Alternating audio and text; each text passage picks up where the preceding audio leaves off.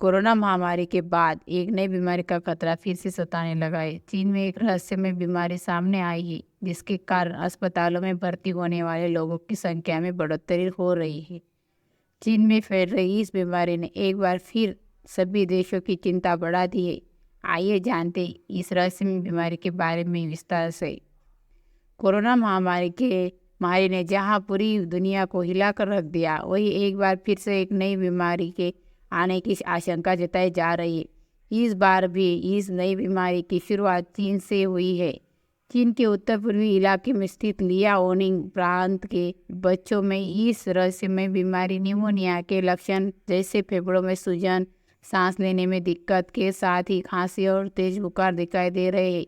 बीमारी का प्रकोप इतना ज़्यादा है कि सरकार ने यहाँ स्कूल बंद करने की तैयारी कर ली है।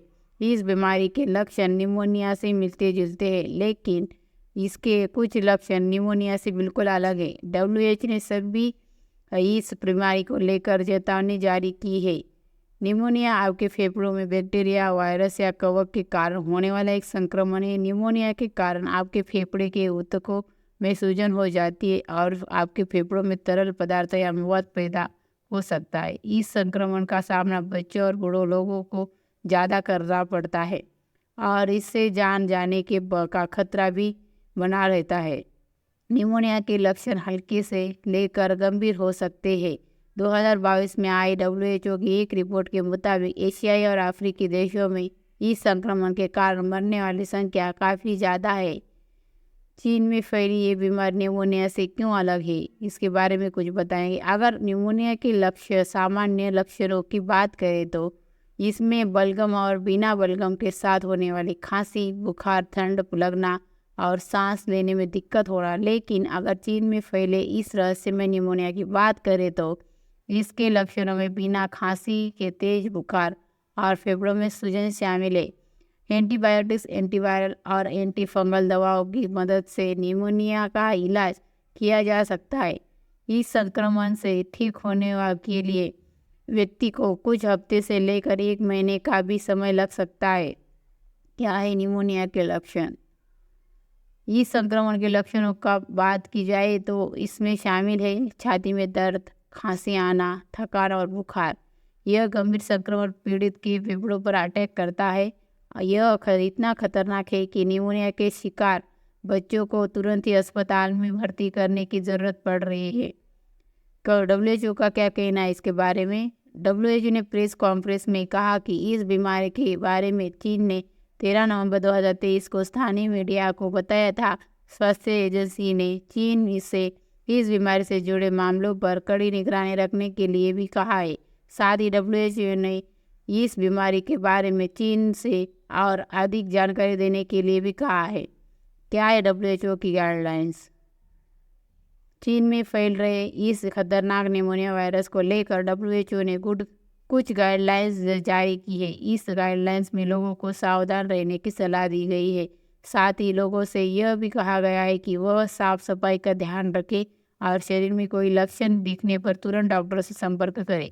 इसके अलावा सोशल डिस्टेंसिंग का पालन करें और मास्क का इस्तेमाल करें। खतरनाक निमोनिया वायरस का भारत पर असर। यूनियन हेल्थ मिनिस्ट्री का कहना है कि भारत में इस वायरस ने फैलने का खतरा काफ़ी कम है। इसके बावजूद मंत्रालय इस स्थिति पर करीब से नज़र बनाए हुए है। मंत्रालय के एक बयान के मुताबिक चीन से रिपोर्ट किए गए एवियन इन्फ्लुएंजा मामले के साथ साथ सांस संबंधी बीमारी के समूह से भारत को कम जोखिम है। इस रिपोर्ट में यह भी कहा गया है कि भारत चीन में फैले इस खतरनाक वायरस से उत्पन्न होने वाली किसी भी आपात स्थिति के लिए तैयार है। पेरेंट्स रखें इन बातों का ध्यान। इस खतरनाक निमोनिया वायरस से बच्चों को बचाने के लिए ज़रूरी है कि माता पिता बच्चों के खान पान और इम्यूनिटी का ख्याल रखें। बच्चों की डाइट में ऐसी चीज़ों का शामिल करना भी काफ़ी ज़रूरी है कि जिसमें उनका इम्यून सिस्टम मजबूत हो जाए और वो इस खतरनाक संक्रमण से लड़ सके। इसके अलावा ज़रूरी है कि घर में साफ सफाई रखें और बच्चों को भीड़ भाड़ वाली जगहों पर जाने से रोकें। जब आपका बच्चा खांसता या छींकता है तो आप उसे अपने नाक का और मुंह ढकना सिखाएं। आपके बच्चों को भी बार बार हाथ धोना चाहिए। ये आप उपाय अन्य संक्रमणों को रोकने में भी मदद कर सकता है। क्यों अक्सर एशिया या अफ्रीकी देशों से फैलती रहे हैं खतरनाक वायरस? ग्लोबल ऑर्गेनाइजेशन का मानना है कि अधिकतर महामारियां या बीमारियां एशिया और अफ्रीकी देशों में ही पैदा होती है, जिसके बाद यह पूरी दुनिया में फैलती है। इसका एक मुख्य कारण यहाँ की आबादी है। जिस भी जगह पर आबादी ज़्यादा होती है वहाँ के लोग जानवरों के सीधे संपर्क में आने लगते हैं। पशुओं और जानवरों में कई तरह के वायरस होते हैं। जब इंसान इन पशुओं और जानवरों के संपर्क में आते हैं तो यह वायरस इंसानों में भी तेज़ी से फैलने लगता है।